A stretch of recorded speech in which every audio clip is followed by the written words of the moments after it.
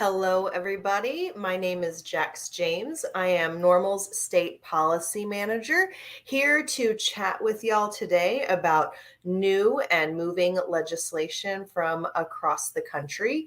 I would like to encourage you, if you're watching, drop in the comments where you're watching from, and if your state isn't on the blog for today, once we're done, I can go back to my handy dandy spreadsheet and check it out and see if there is other legislation in your state that has been filed.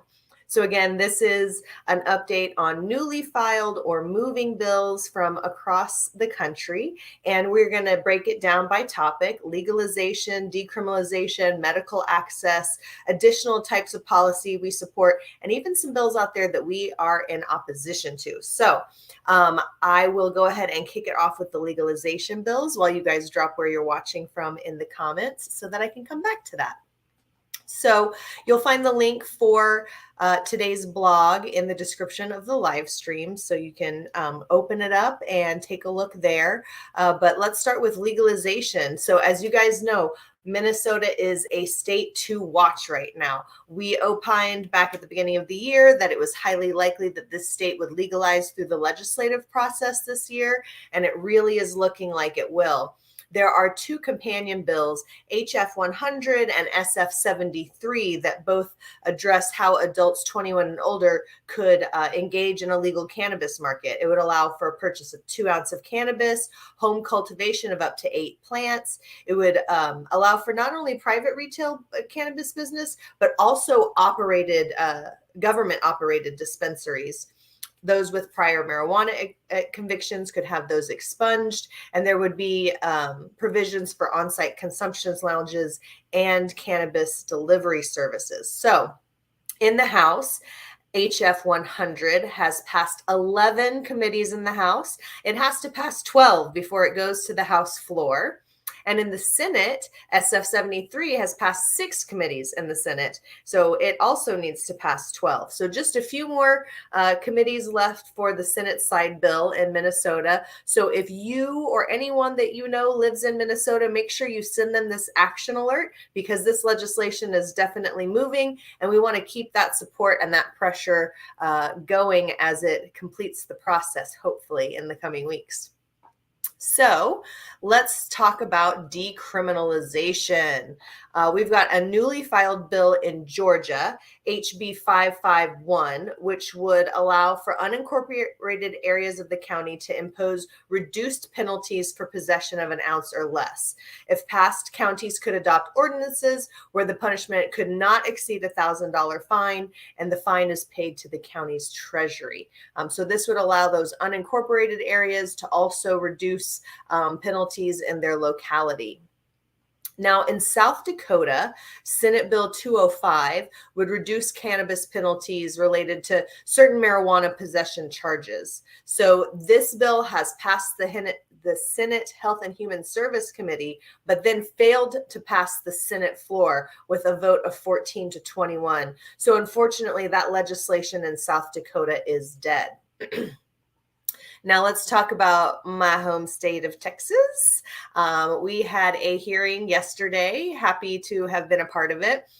Texas NORML submitted written testimony. We gave committee binders with educational and informational resources to all of the committee members. And of course, we're present at the hearing as a subject matter expert if it was needed. Of course, HB 218, this legislation out of Texas, is a merging of 2 bills, one of which passed the House with a supermajority last session, and the other which passed not only the House but the Senate, and unfortunately died in conference committee. So these are 2 solid pieces of legislation, and what they address is the possession of cannabis flower and cannabis concentrates. So it would reduce the penalty of an ounce or less of flower or concentrates. It would also instruct officers to make no arrests for the possession of more than that or for paraphernalia, and it facilitates for expungement of past marijuana convictions. Excuse me, that was a hard one to say. So the hearing was held yesterday. In Texas, it's rare for bills to be voted on in the same hearing that they have been heard during. And so we are hoping within the next week or maybe two that it will be voted out of the committee. Of course, Representative Joe Moody is the author of the bill and the chair of that committee. So very happy to have seen that hearing happen so early in our session. This may be one of the earlier hearings that we've had in Texas. So I'm going to next talk about medical access. But again, I encourage you, if you are watching, to drop the state that you're from in the comments. So in case I don't get to some of your bills, we can go over them at the end.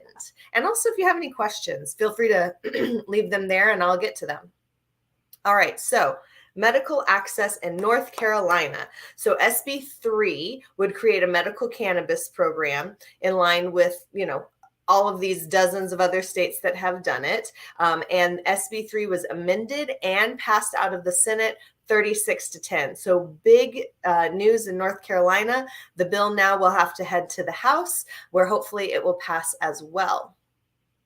Did I say North Dakota? I meant to say North Carolina, because next is North Dakota. So North Carolina, SB 3, medical cannabis, passed the Senate 36-10. Now, North Dakota, we've got Senate Bill 2068, which seeks to increase the monthly maximum purchasable amount of THC.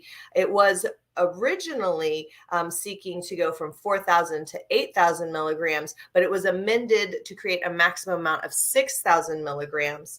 The Senate amended it and passed it with a vote of 33-4.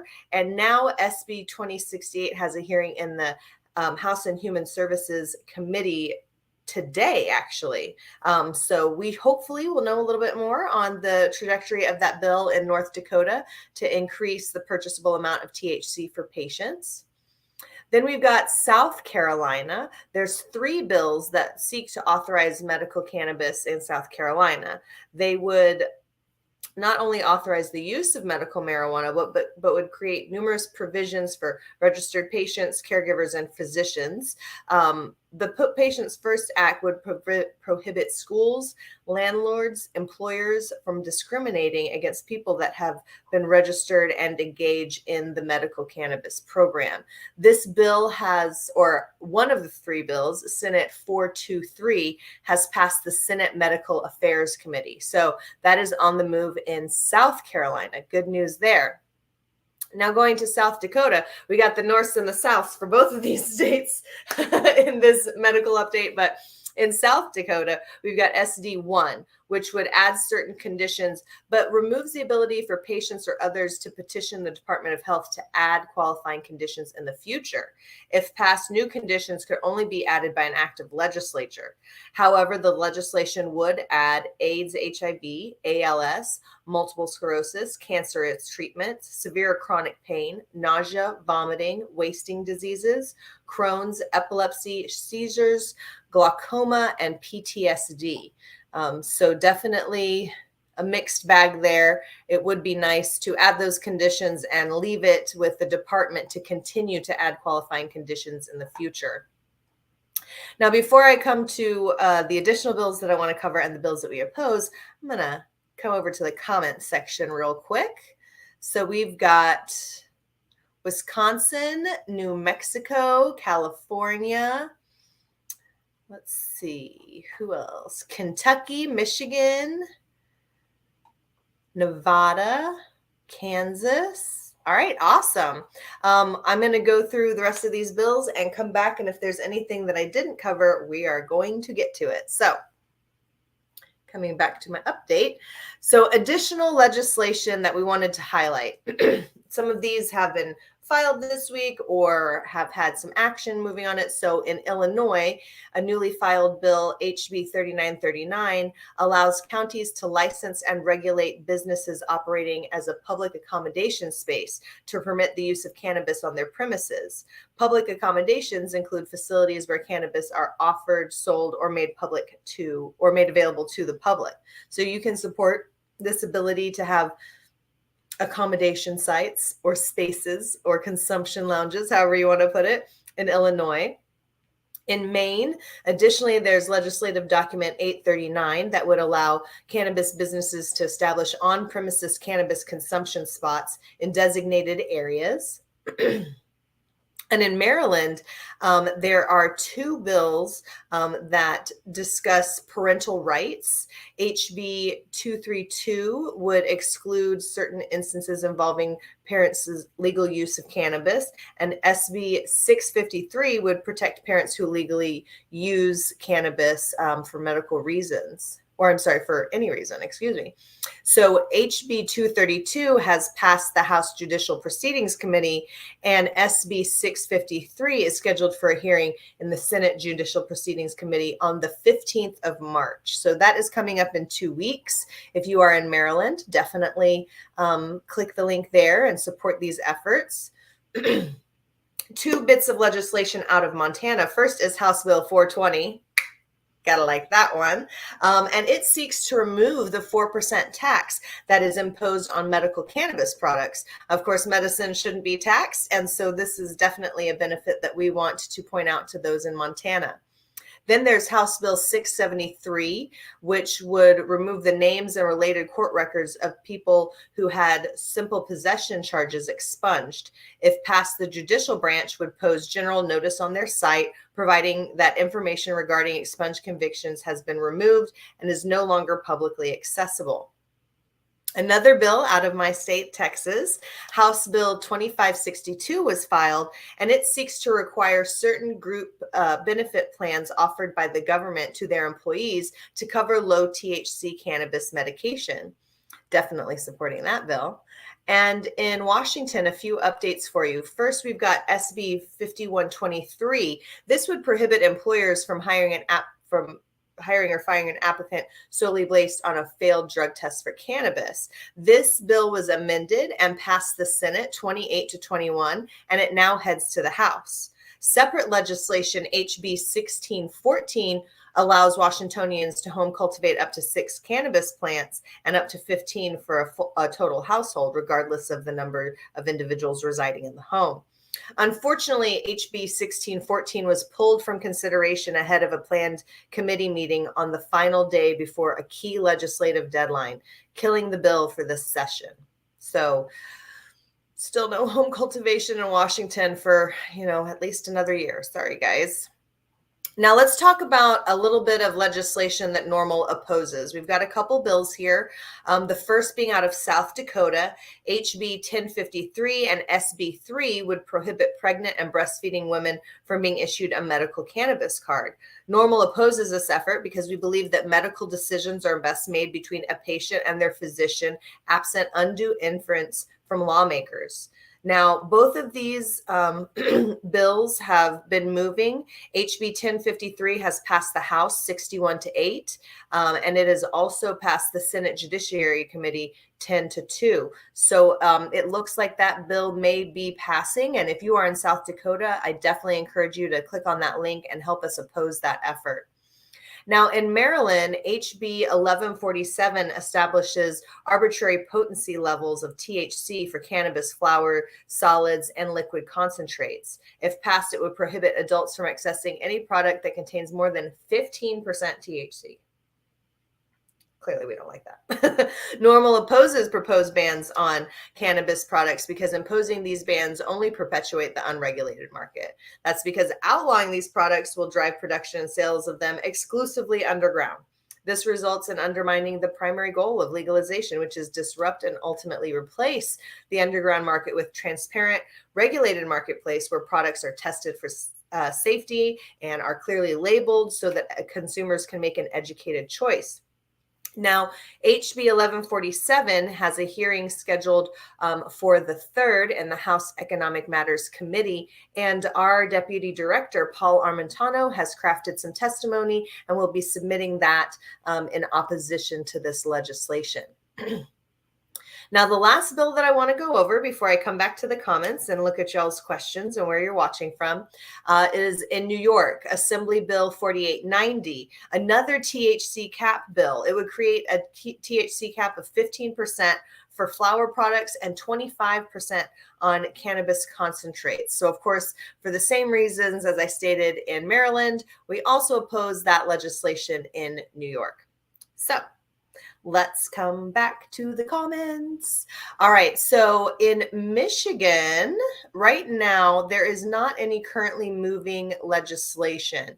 And also, for anyone who's watching right now or watching in the future, of course, if you go to normal.org/act, at the top we have our federal action alerts, and underneath you'll see this dynamic United States map. If you hover over your state, it will pop up how many bills we're tracking and the associated action alerts. So I definitely encourage anybody who's watching to go to normal.org/act, hover over your state, and engage in every action alert that you can find there. So in Michigan, nothing is currently going on. I did see some folks tuning in from Kentucky. We have 3 different action alerts for a handful of bills there having to do with legalization, decriminalization, and also medical access. So definitely those of you in Kentucky, make sure that you participate. Now, I see Oklahoma in the comments. While there's legislation moving in Oklahoma, and I definitely encourage you to take a look at it, they have to do with, let's see, drug testing school employees, one that we oppose having to do with THC caps. But I also want to highlight that May 7th, 1 week from today, is the big day when you can go out and vote for SQ 820 to legalize cannabis in Oklahoma. So those of y'all watching in Oklahoma, tell your friends, tell your family, tell your random people at the grocery store when you're walking by to get out and vote on March 7th and vote yes to pass SQ 820.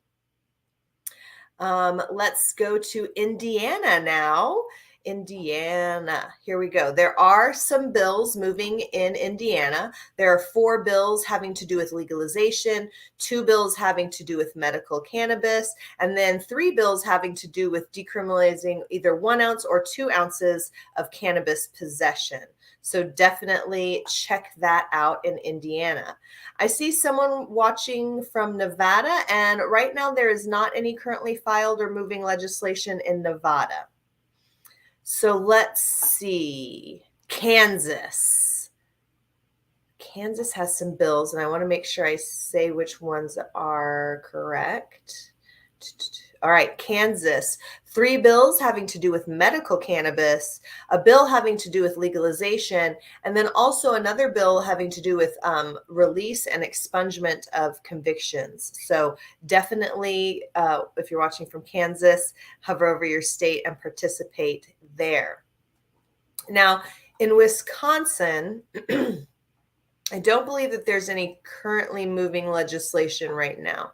No, there is not. So sorry, Wisconsin, not yet, but stay tuned. We're hoping to have some more coming soon. We've got New Mexico. There is 1 bill in New Mexico having to do with expungement that you can participate in that action alert. I see just a question here that says, are there any NORML lawyers out there? Well, great question. If you go to normal.org, you'll actually see a tab that says lawyers, and you can click on that and you can search based on your state, your zip code, and find any lawyers that might be near you that work with the NORML Legal Committee. All right, let's see.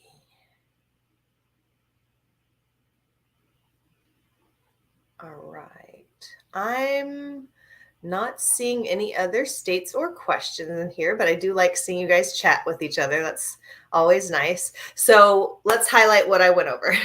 In today's blog, I discussed the newly filed and moving legislation having to do with legalization, medical cannabis, decriminalization, some additional provisions that we support, and a few bills that we oppose. So definitely check out that blog and see all the details there. I also encourage everyone to go to normal.org/act. There's a couple federal alerts at the top that you can participate in, and then you can take your mouse and just hover over your state and participate in every action alert for your state. Now, as I mentioned, some states are not in session or do not have currently filed legislation, but there are a lot of states that do. So definitely check it out. And if you would like to become more engaged, you can click on our chapters tab and check out the chapter in your state so that you are engaged and know what's going on with your local chapter in your area. And lastly, you can become a member.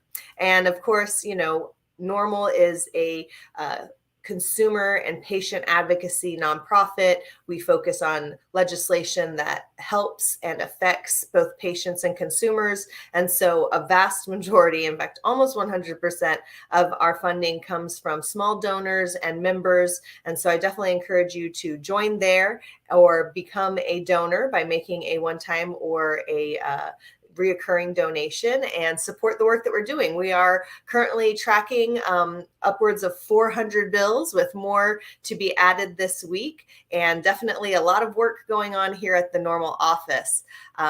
For those of you that were curious, last week, you can go back and watch our live stream. There was an update from Morgan on some of the federal actions and where they stand there. So I just want to thank everyone for tuning in today, and I will see you again next Wednesday, and we will chat about what is new in cannabis law reform across the country. So until then, friends, I will bid you adieu.